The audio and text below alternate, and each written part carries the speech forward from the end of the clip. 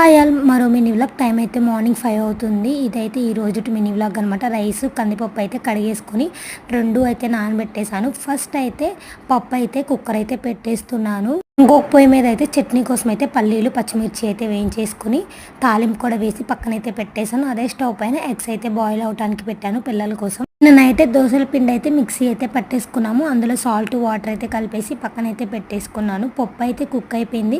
ఇంకా అదైతే దింపేసి రైస్ అయితే పెట్టేశాను. ఎగ్స్ అయితే ఇంకా బాయిల్ అవుతున్నాయి. ఈలోపు అయితే పప్పు అయితే మెదిపేసి సాల్ట్ కారం అయితే వేసాను. పప్పు అయితే రెడీ అయిపోయింది. రైస్ అయితే కుక్ అయిపోయింది. అలాగే ఎగ్స్ కూడా బాయిల్ అయిపోయినాయి.